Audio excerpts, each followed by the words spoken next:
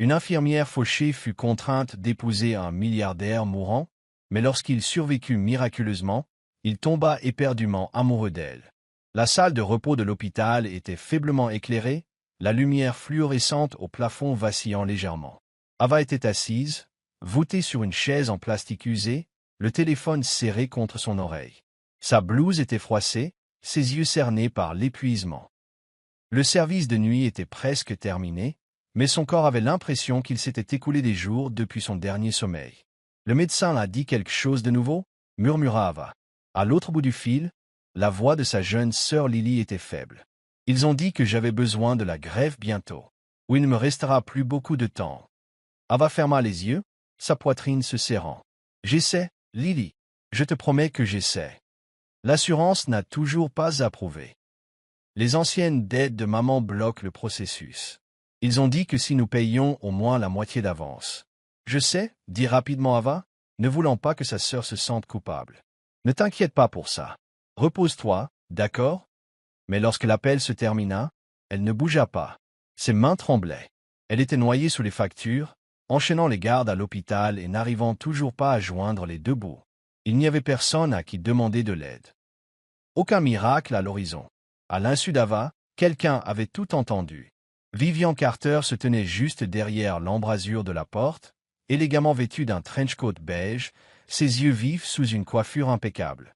Elle était venue à l'hôpital pour voir son fils Nathan, qui se remettait d'une opération mineure. Mais ce qu'elle entendit dans cette salle de repos changea complètement ses plans. Quelques minutes plus tard, une infirmière tapa sur l'épaule d'Ava. « Excusez-moi, mademoiselle Bennett, madame Vivian Carter aimerait vous voir dans le salon privé. » Ava cligna des yeux, surprise. « Madame Carter? La fondation Carter ?» L'infirmière hocha la tête. Elle a insisté. Toujours confuse, Ava la suivit dans le couloir jusqu'à une suite VIP exclusive. À l'intérieur, Vivian était assise, une tasse de thé à la main, les jambes élégamment croisées. « Asseyez-vous, je vous prie, » dit-elle avec un sourire qui n'atteignait pas tout à fait ses yeux. Ava s'assit sur le bord du fauteuil, hésitante. « Il se trouve que j'ai surpris votre conversation téléphonique, » commença doucement Vivian. « J'espère que cela ne vous dérange pas. » Les joues d'Ava s'empourprèrent. « Je ne voulais pas. Inutile de vous excuser. Je comprends ce que c'est que d'être désespéré. » Elle sirota son thé, étudiant Ava par-dessus le bord de la tasse. « C'est pourquoi je crois que nous pourrions nous entraider. » Le front d'Ava S.E. plessa. « Nous entraider? » Vivian se pencha en avant. « Vous savez qui est Ethan Carter, n'est-ce pas? » « Bien sûr, » dit Ava. « Il est aux soins intensifs. Je fais partie de l'équipe qui s'occupe de lui. » Vivian hocha la tête. « Il est aussi le petit-fils de mon défunt mari. Selon son testament, Ethan doit être légalement marié avant son 30e anniversaire pour hériter de la majorité de la fortune Carter. Cet anniversaire est dans 3 semaines. » Ava la revisajea. Vivian sourit. « Si Ethan n'est pas marié d'ici là, la fortune me revient, ainsi qu'à mon fils Nathan. » Elle laissa les mots en suspens un instant. « Je vous propose un marché, » continua-t-elle. « Épouser Ethan, légalement, sur papier seulement. Il est inconscient, il ne le saura jamais. Les avocats s'occuperont de tout. En retour, je paierai la greffe de votre sœur et je vous offrirai une vie confortable. Vous serez à l'abri du besoin pour des années. » Le souffle d'Ava se coupa. « Vous voulez que je épouse un homme dans le coma? C'est juste une signature, » dit froidement Vivian. « Un contrat, rien de plus. Et vous sauveriez la vie de votre sœur. » Ava S.E. leva, le cœur battant lâchement. « J'ai besoin de temps pour réfléchir. »« Bien sûr, » répondit Vivian, toujours souriante. « Mais rappelez-vous, votre sœur n'a plus beaucoup de temps, et cette offre ne restera pas sur la table éternellement. » Cette nuit-là, Ava se tenait près du lit d'hôpital d'Ethan, observant la lente montée et descente de sa poitrine sous les draps blancs stériles. Son visage était calme, presque paisible, rien à voir avec la tempête qui faisait rage en elle. Elle tendit la main, ajustant doucement la perfusion, puis s'arrêta. « Je suis désolée, » murmura-t-elle, la voix tremblante. « Je ne sais pas qui vous êtes, mais je suis sur le point de changer nos 2 vies pour toujours. J'espère qu'un jour, s'il y a un jour, vous comprendrez. » Des larmes montèrent à ses yeux alors qu'elle touchait doucement sa main. « S'il y a une autre vie, s'il vous plaît, pardonnez-moi. » 3 jours plus tard, Le mariage eut lieu dans la chambre d'hôpital privée d'Ethan. Un prêtre fut amené. 2 avocats furent témoins de la cérémonie. Vivian se tenait à l'écart, supervisant tout avec un détachement calculé. Ava portait une robe pâle que quelqu'un avait choisie pour elle. Elle ne se souvenait pas d'avoir prononcé les vœux. Sa voix avait tremblé en signant l'acte de mariage, mais une fois l'encre sèche, c'était fait. Elle était désormais Ava Bennett Carter, épouse d'Ethan Carter, l'héritier comateux d'une fortune d'1 milliard de dollars. Le lendemain, Lily fut transférée dans un hôpital privé. L'opération fut programmée. Les factures furent réglées. Le soulagement faillit briser Ava en deux, mais le prix commençait à peine à se faire sentir. Elle fut transférée dans la demeure d'Ethan pour maintenir les apparences et confirmer la légitimité du mariage. Une aile privée lui fut assignée. Le personnel gardait ses distances. Ses mouvements étaient surveillés. Elle n'était pas autorisée à accéder aux finances d'Ethan, ni même à quitter la propriété sans permission. C'était une prison dorée, et dans cette maison au silence de marbre, Ava commença une double vie, épouse sur le papier, soignante en secret. Chaque nuit, elle retournait au chevet d'Ethan dans la chambre médicalisée privée à domicile, s'occupant de lui aussi discrètement que jamais. Seulement maintenant, chaque contact ressemblait à un mensonge, et chaque instant, à un compte à rebours. La propriété Carter était plus grandiose que tout ce qu'Ava avait jamais vu. Des sols en marbre s'étendaient à l'infini, des lustres scintillaient comme des constellations, et chaque pièce sentait légèrement les roses et un froid détachement. Mais la beauté semblait creuse, comme un musée parfaitement organisé, mais totalement sans vie. Après le mariage discret à l'hôpital, Ava fut installée dans une aile privée de la demeure, ses appartements élégants mais surveillés. Elle fut présentée à la gouvernante, au chauffeur, au personnel de sécurité, tous polis, tous observant attentivement. Vivian Carter maintenait son rôle avec une grâce étudiée. Elle saluait Ava chaque matin avec des sourires, s'informait de l'opération de Lily avec une préoccupation subtile, et parlait d'Ava comme de « ma belle-fille » en s'adressant au personnel. Mais Ava pouvait sentir le sous-entendu, calculé, répété. Rien chez Vivian ne semblait maternel ou sincère. Pourtant, Ava gardait la tête basse. Elle trouvait du réconfort en sachant que Lily se remettait. Cela seul valait tout. Du moins, c'est ce qu'elle se disait. Chaque nuit, Ava se rendait dans la suite de soins à domicile d'Ethan. Elle avait été recréée presque à l'identique de sa chambre d'hôpital. Moniteur, pied à perfusion, ligne d'oxygène, tout était entretenu par une équipe tournante d'infirmières privées. Mais quand personne n'était là, Ava prenait le relais. Elle ajustait son oreiller, lui lisait des livres à voix haute, lui racontait comment allait Lily. « Je sais que vous ne pouvez probablement pas m'entendre. » murmura-t-elle un soir, écartant une mèche de cheveux de son front. « Mais au cas où, merci. Votre nom a donné une seconde chance à ma sœur. » Ethan ne répondit pas. Sa poitrine se soulevait et s'abaissait régulièrement, son expression calme, illisible. Mais Ava continuait de parler. Puis vint la nuit qui fit tout voler en éclats. Il était presque minuit. Ava ne pouvait pas dormir, alors elle se dirigea silencieusement dans le couloir, se glissant dans la chambre d'Ethan comme elle le faisait toujours. Les lumières étaient tamisées, projetant des ombres douces sur l'équipement. L'infirmière de garde était sortie faire une pause, mais quelqu'un d'autre était là. Nathan. Il se tenait près du pied à perfusion, une seringue à la main, manipulant la poche de médicaments. Ava se ficha. Nathan se tourna brusquement au son de son halètement. « Qu'est-ce que tu fais ?» demanda-t-elle, la voix basse mais ferme. Il eut un sourire narquois. « Tu ne devrais pas dormir, ma belle. » Elle s'y avança. « Qu'est-ce que c'est dans ta main ?»« Détends-toi, je fais juste un petit ajustement pour mon demi-frère. » Ses yeux tombèrent sur la seringue. L'étiquette sur le flacon ne lui disait rien. « Tu n'es pas médecin ?» dit-elle en se rapprochant. « Et ça, ce n'est pas sur son dossier. » Le sourire de Nathan Esseminset. « Tu n'es pas ici pour poser des questions. Tu as signé un contrat, tu as eu ton paiement. » La voix d'Ava monta. « Si tu lui injectes ça, quoi ?» ricana-t-il. « Tu vas m'arrêter? Tu n'es que la femme œuvre de charité. On t'a fait venir pour servir un but, et maintenant ce but est atteint. » Il fit un pas vers elle, les yeux plissés. « Va-t'en, reste silencieuse, ou toi et ta petite sœur pourriez ne pas apprécier le confort qu'on vous a donné. » Le sang d'Ava se glaça. Il mena Kate Lily. Elle recula lentement, les poings serrés. « Je ne te laisserai pas lui faire de mal. » Nathan Ritt Dousement. Il est déjà à moitié mort. Quelle différence cela fait-il? Mais Ava ne céda pas. Yete dénon chiré. À qui? Ma mère? Les avocats qu'elle possède? Le personnel qui nous obéit? Il se penka. Tout est passé. Elle sortit en courant avant qu'il ne puisse en dire plus, le cœur battant la chamade dans sa poitrine. Cette nuit-là, elle ne dormit pas. Elle resta assise dans le noir, fixant son téléphone, se demandant ce qu'elle pouvait faire.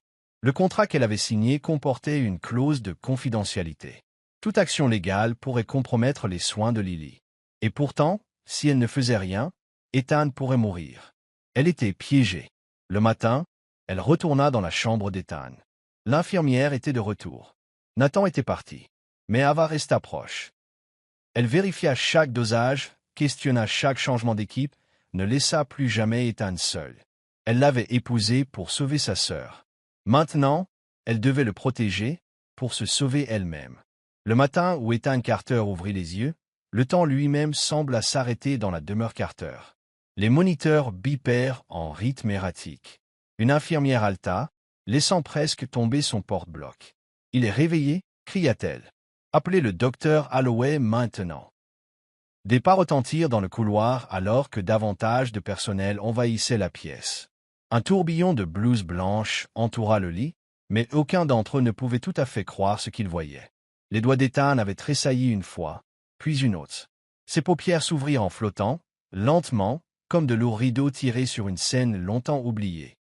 Ses lèvres s'entr'ouvrirent, sa poitrine se souleva, et avec une profonde respiration laborieuse, il se redressa, groggy et désorienté. Le médecin de garde, le docteur Holloway, se précipita juste au moment où le reste de la pièce se figea. « Monsieur Carter, dit-il prudemment, le souffle coupé par l'incrédulité. Pouvez-vous m'entendre » Ethan cligna des yeux, ses pupilles s'ajustant lentement à la lumière du matin qui se déversait par les hautes fenêtres. Sa voix sortit rauque, à peine audible. « Où suis-je »« Chez vous, monsieur, à la demeure. Vous avez été dans un coma artificiel pendant 6 mois. Il y a eu un accident. Un accident de voiture. » Les sourcils d'Ethan se froncèrent alors qu'il tentait de rassembler les échos fragmentés dans sa tête. « Si, moi. » Le médecin hocha la tête solennellement. « Oui, nous ne nous attendions pas à ça. Votre rétablissement, eh bien, c'est un miracle. » Alors que les infirmières vérifiaient ses signes vitaux et ajustaient soigneusement ses perfusions, les doubles portes de la suite s'ouvrirent à nouveau. Une voix de femme, douce et tremblante d'une émotion forcée, coupa le bourdonnement des machines. « Oh, Ethan, Dieu merci !» Vivian Carter entra, parfaitement composée dans un chemisier en soie gris pâle, ses cheveux impeccablement coiffés, son maquillage sans défaut. Elle se dirigea vers le lit, ses talons cliquant faiblement contre le sol en marbre. Le regard d'Ethan se tourna vers elle, son expression se durcissant. « Où est Nathan ?» Vivian hésita, juste un instant de trop. « Il se repose. Il a aidé à gérer l'entreprise pendant que vous étiez en convalescence. » Ethan ne dit rien, mais quelque chose changea dans ses yeux. De la suspicion, enfouie profondément sous la fatigue. Puis, une autre voix, douce, nerveuse, familière, bien qu'il ne puisse la situer. J'ai apporté vos médicaments, dit doucement la voix. Il s'étourna. À la porte se tenait une jeune femme en blouse bleu pâle, tenant un plateau avec un verre d'eau et une petite coupelle de pilules. Sa main tremblait légèrement, ses yeux écarquillés et stupéfaits, fixés sur les siens. « Vous êtes vraiment réveillé » murmura-t-elle. Ethan la dévisagea, la confusion crispant son visage. « Qui êtes-vous » Toute la pièce se figea. Vivian, ne manquant jamais une occasion, intervint doucement. « Chérie, voici Ava, votre femme. » L'air sembla disparaître des poumons d'Ethan. « Ma quoi » La bouche d'Ava s'ouvrit légèrement, mais aucun son n'en sortit. Sa gorge brûlait de tous les mots qu'elle ne savait comment dire. Vivian offrit un sourire diplomatique. C'était nécessaire pour des raisons légales. « Vous vous êtes marié alors que vous étiez inconscient. Une formalité, vraiment, mais parfaitement valide devant la loi. Il y a des documents. » Ethan reporta son regard sur Ava, son visage maintenant comme sculpté dans la glace. Le personnel médical, sentant quelque chose de volatile sur le point d'exploser, s'excusa discrètement. La porte s'y referma. Incliquant. Le silence qui suivit fut lourd. Alors laissez-moi deviner, dit Ethan, sa voix plate mais tranchante. Vous avez été trié sur le volet par ma chère belle-mère pour aider à gérer la fortune familiale pendant que je jouais à la Belle au bois dormant. Ava tressaillit, au venin dans son ton. Ce n'est pas comme ça. Je n'avais pas quoi? Lança-t-il. Pas emménagé dans ma maison, pas signé l'acte de mariage, pas fait semblant de jouer à Florence Nightingale, tout en faisant probablement du shopping avec ma carte de crédit?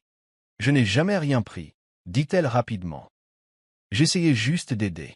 Il laissa échapper un rire froid. Ne m'insultez pas. Je n'ai pas demandé ça, dit Ava, la voix brisée. Votre belle-mère m'a fait une offre. Ma sœur était mourante. Je ne voyais pas d'autre solution. Il plissa les yeux. Bien sûr. La pauvre infirmière désespérée. Ma fortune contre votre compassion. Pratique. Vous ne me connaissez pas, dit-elle doucement. Et ça ne m'intéresse pas, répliqua-t-il. Quel que soit l'arrangement que vous avez conclu avec Vivian, il prend fin maintenant. Le mariage, la farce, tout ça. Elle tenta une dernière fois.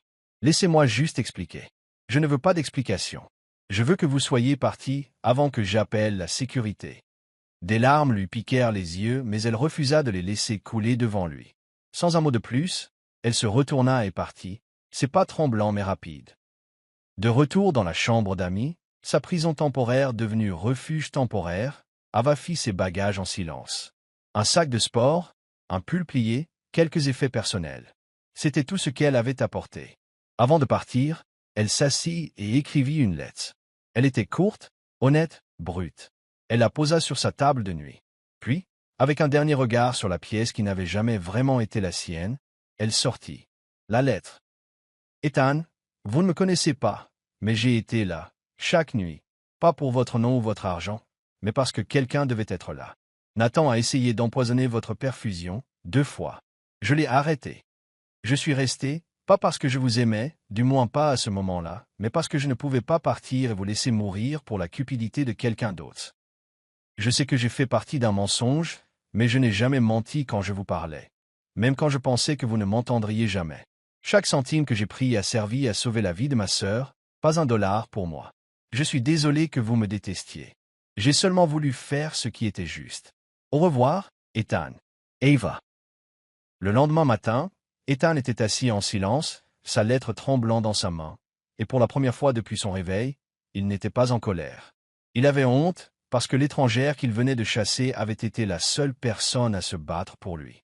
La lettre resta non ouverte sur le bord de la table de nuit, le nom d'Ethan écrit d'une écriture douce et bouclée. Pendant des heures, il l'ignora, convaincu qu'il s'agissait d'une autre tentative de manipulation. Mais dans le calme de la nuit, quand les murs semblaient trop silencieux et que son esprit refusait de se reposer, il la ramassa. Il la lut une fois, puis une autre, chaque mot ébréchant la certitude glaciale à laquelle il s'était accroché depuis son réveil. Le ton d'Ava n'était pas poli ou suppliant, il était brut, sans filtre, trop honnête pour être simulé. Elle avait arrêté Nathan. 2 fois, Ethan plissa les yeux. Il appela son assistant le lendemain matin. « Je veux les enregistrements de sécurité, ordonna-t-il. Toutes les vidéos de ma chambre pendant mon coma. Commencé il y a 4 mois. Monsieur, certains fichiers ont été archivés lorsque vous êtes rentré de l'hôpital à la maison. Désarchivez-les. » Plus tard dans la journée, Ethan était assis devant un moniteur, faisant défiler des heures d'images granuleuses en noir et blanc. La plupart des nuits étaient calmes. Mais ensuite, sur un enregistrement datant de près de 2 mois, l'écran scintilla de mouvement. Il vit Nathan et Ava. Nathan se tenait au-dessus de la perfusion d'Ethan, seringue à la main. Ava entra en trombe, la lui arracha des mains et le repoussa. Ethan mit la vidéo en pause, le cœur battant. Sa main tremblait alors qu'il cliquait sur d'autres fichiers. Encore et encore, le même schéma. Ava entrant seule dans la chambre la nuit, vérifiant les machines, murmurant doucement comme si Ethan pouvait l'entendre. Veillant sur lui. Les caméras n'avaient pas d'audio. Mais son visage en disait long. Elle s'était souciée de lui. Il Sarah Lamaquar.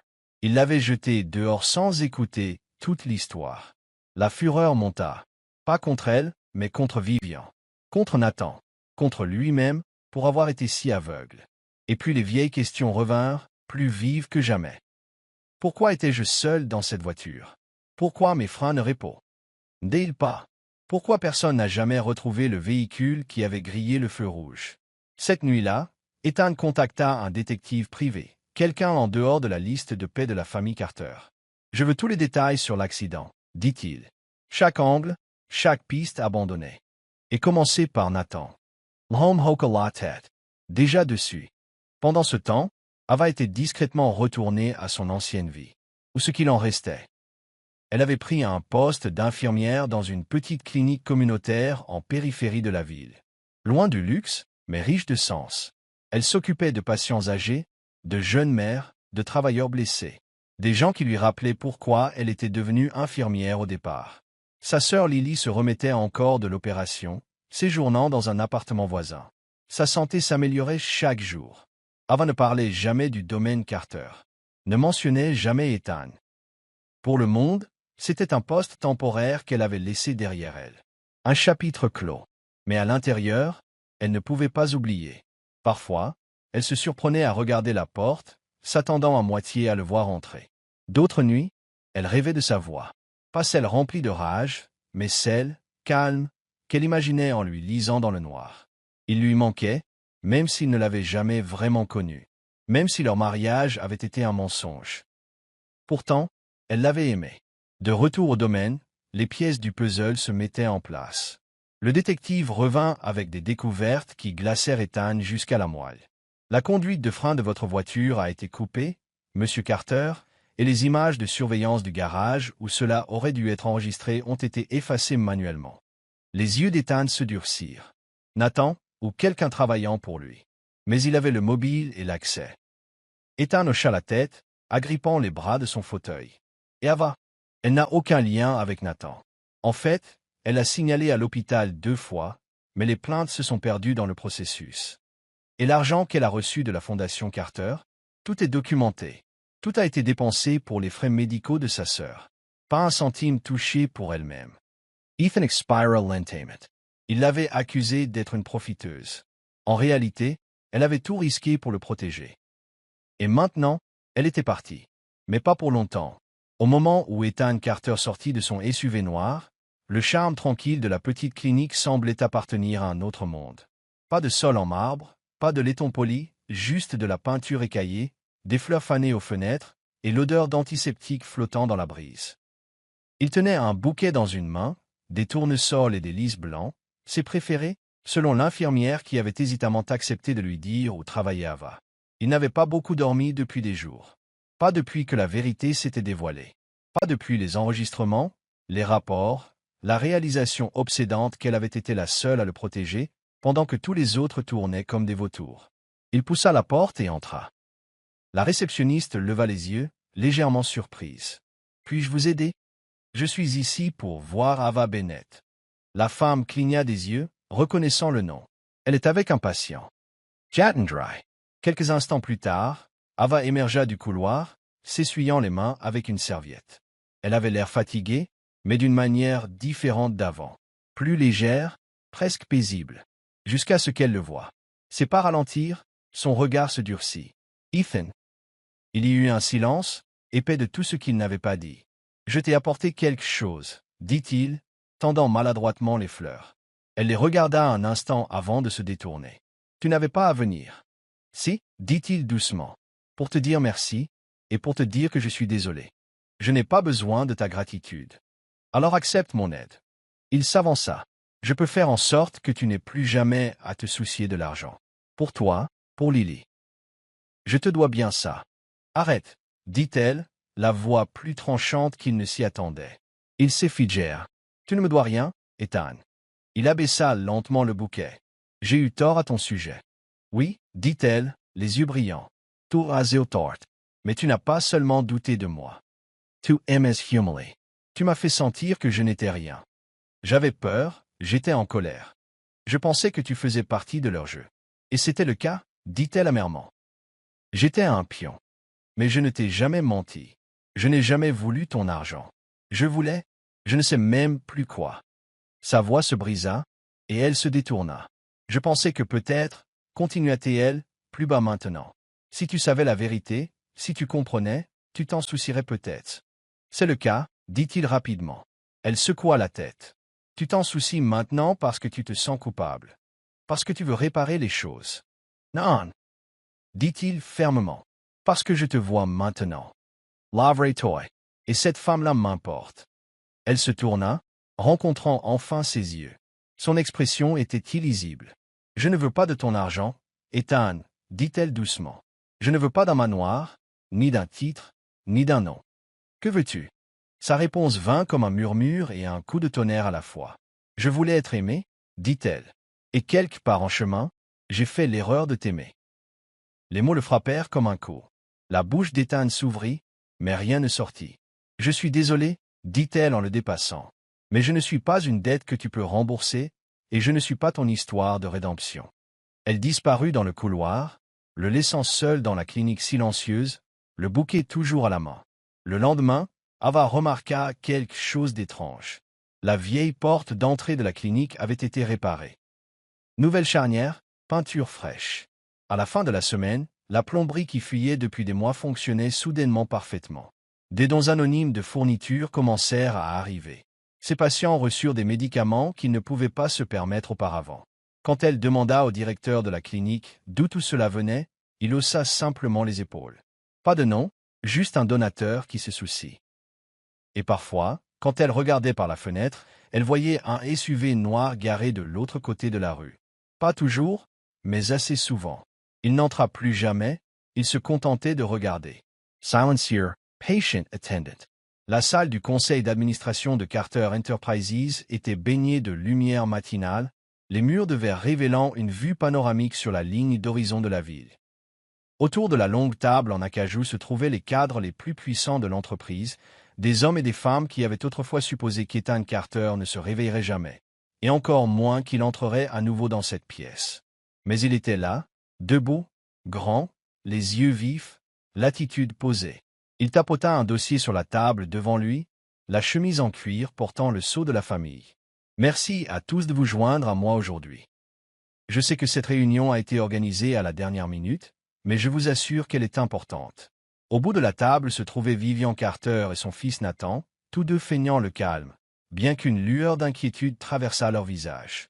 Ethan continua. Pendant ma convalescence après mon accident, des choses intéressantes ont été révélées, des choses qui vont bien au-delà des querelles familiales. Il ouvrit le dossier et fit circuler des documents imprimés. Dossiers médicaux, registres de pharmacie, capture d'écran de vidéo de sécurité et déclaration de lanceur d'alerte. Ce que vous regardez, dit-il, ce sont des preuves que pendant mon coma, ma perfusion a été trafiquée. 2 fois. Un faible murmure parcourut la table. Mon demi-frère, dit Ethan en se tournant vers Nathan, a été filmé en train de tenter de modifier mes médicaments. Il a utilisé des substances non prescrites. Si Ava, ma femme, n'était pas intervenue, je serais mort. Nathan rit nerveusement. Tu ne peux pas être sérieux. Ce n'est pas.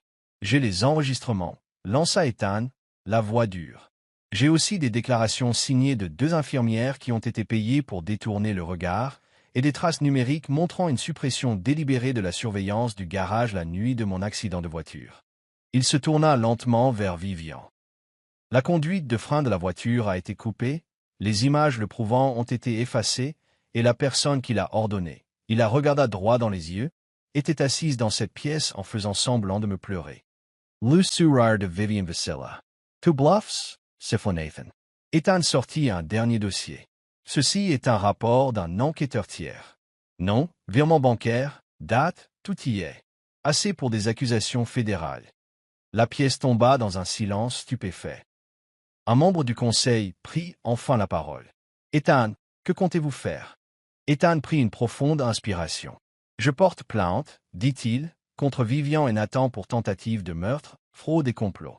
Avec effet immédiat, leur accès aux ressources et aux actifs de l'entreprise est révoqué. Des gardes de sécurité entrèrent dans la pièce comme sur un signal. Vivian se leva, incrédule, tandis que Nathan pâlissait. « Tu jettes ta famille ?» lança Vivian. « Vous avez jeté votre âme ?»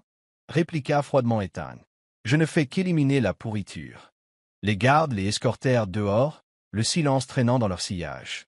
Une fois la pièce calmée, Ethan s'adressa à nouveau au conseil. « Encore une chose, dit-il. » Il ouvrit un dernier document, signé et notarié. Je transfère le Carter Family Trust, chaque centime, dans une nouvelle fondation, la fondation Ava Grace, nommée d'après la femme qui m'a sauvé la vie quand personne d'autre ne se souciait même de savoir si je vivais. Des halètements emplirent la pièce. Je conserverai les parts majoritaires de Carter Enterprises, ajouta-t-il. Mais les bénéfices du trust financeront désormais les soins de santé pour les communautés défavorisées et les patients qui n'ont pas les moyens de se payer des traitements vitaux. Il leva les yeux, rencontrant chaque regard avec une conviction tranquille. Je suis né privilégié. J'ai failli en mourir. Je n'ai pas l'intention de gaspiller ma seconde chance. Il n'y avait plus rien à dire. Et alors qu'Ethan quittait la salle du conseil, la ville s'étendant devant lui, il ressentit quelque chose qu'il n'avait pas ressenti depuis des années. De la clarté. Il avait détruit ceux qui avaient essayé de le tuer. Maintenant, il devait juste reconquérir celle qu'il avait sauvée. Le soleil commençait tout juste à se coucher, jetant une teinte dorée sur le quartier calme où vivait maintenant Ava. Elle se tenait sur le porche, arrosant les plantes qui bordaient la petite rampe, l'esprit perdu dans ses pensées. Elle n'entendit pas la voiture s'arrêter, ne le vit pas descendre sur le trottoir. Mais quand elle leva les yeux, il était là. Ethan. Pas de costume, pas d'entourage, juste lui dans un simple pull et un jean, tenant quelque chose derrière son dos. Ava se figea, l'arrosoir tremblant légèrement dans sa main. Il monta lentement les marches, s'arrêtant juste devant elle. « Je n'étais pas sûr que tu veuilles me voir, » dit-il doucement. « Je n'étais pas sûr de le vouloir non plus, » répondit-elle honnêtement. Il sourit, petit, hésitant. Puis il passa la main derrière son dos et sortit une petite boîte en velours. Le souffle d'Ava se coupa, mais avant qu'elle ne puisse dire quoi que ce soit, il posa un genou à terre. « Pas d'avocat, pas de contrat, pas de coma, » dit-il, la voix stable, les yeux ne quittant jamais les siens. « Juste moi, éveillé, vivant et complètement amoureux de toi. » Ses mains volèrent à sa bouche. « La première fois que je t'ai épousé, je ne connaissais même pas ton nom, » continua-t-il, l'émotion épaississant sa voix. « Mais cette fois, Ava, je veux passer le reste de ma vie à tout apprendre sur toi. Je veux me réveiller chaque matin en sachant que je t'ai choisi et que tu m'as choisi, non pas parce que tu devais le faire, mais parce que tu le voulais. » Il ouvrit la boîte. À l'intérieur se trouvait une bague simple, élégante, vraie. « Je suis tombé amoureux de toi bien avant de comprendre ce que l'amour signifiait vraiment, mais maintenant je le sais. Et cela signifie ceci, je ne veux pas d'une vie sans toi. » Des larmes montèrent aux yeux d'Ava, son cœur battait si fort qu'elle pouvait à peine entendre le monde autour d'elle. Pendant un long moment, elle le regarda simplement, cet homme qu'il avait autrefois repoussé, lui offrant maintenant tout avec rien d'autre que de la sincérité dans les yeux. Et puis elle tomba à genoux aussi, là sur le porche, et jeta ses bras autour de lui. « Oui, » murmura-t-elle à travers les larmes. « Oui, Ethan, je te choisis. » Elle ne pleurait pas parce qu'elle était brisée.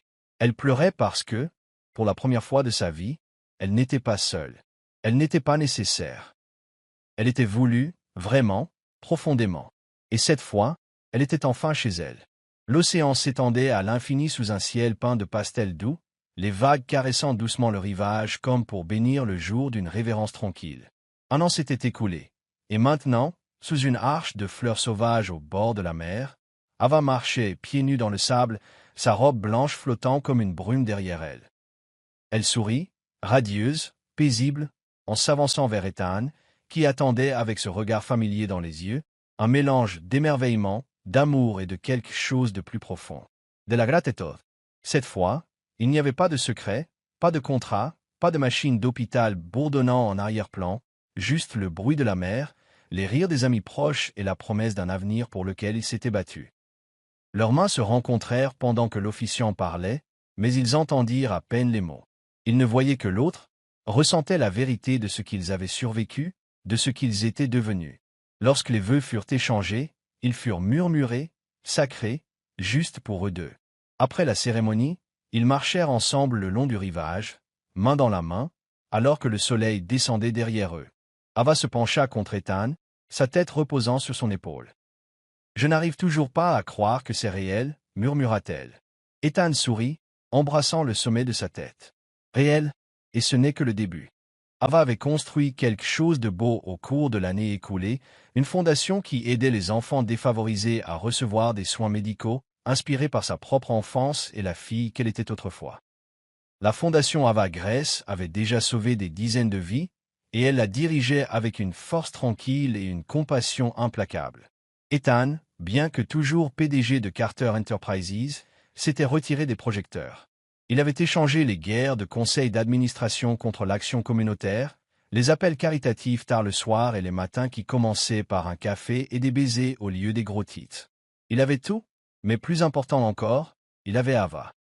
Alors que la nuit s'approfondissait, des guirlandes lumineuses scintillaient au-dessus des tables de réception sur la plage, et une musique douce emplissait l'air. Ils partagèrent leur première danse sous les étoiles, pieds nus dans le sable, entourés de personnes qui les avaient vus au pire, et maintenant au meilleur. Lorsque la musique ralentit, Ethan se pencha, écartant une mèche de cheveux du visage d'Ava. Puis il lui murmura à l'oreille, la voix basse et pleine de sens.